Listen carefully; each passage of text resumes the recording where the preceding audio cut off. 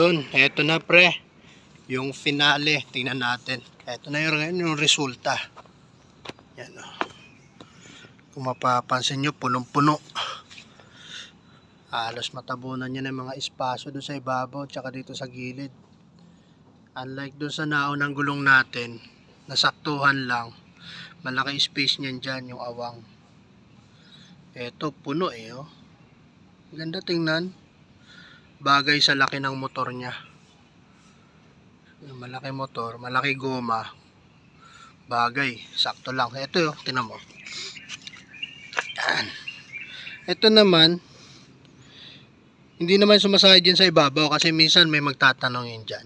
Kung sumasayad ba doon sa may tapaludo? Wala naman, napansin ko hindi naman. Kasi yung shock natin, okay pa naman ang plane yan. Wala pa naman tagas yan. Maganda pa ang bounce niya. Tapos, ito lang yung crucial part. Grabe. Pero may freewheeling yan, tinan mo. Walang sabit, walang sayad. Pero pre, tingnan mo naman yung space na natitira dyan. Gasino na lang yan. Oh.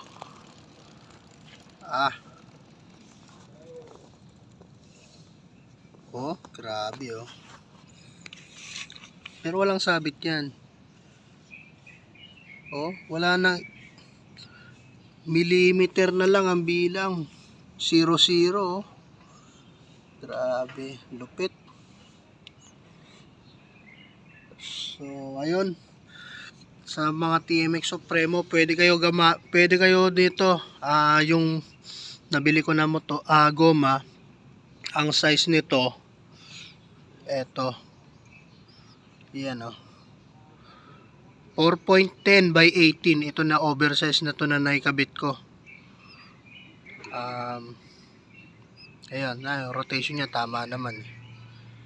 So, yun lang.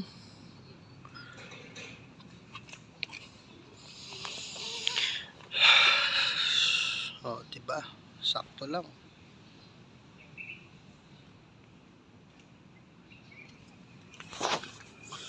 Dito, okay din oh.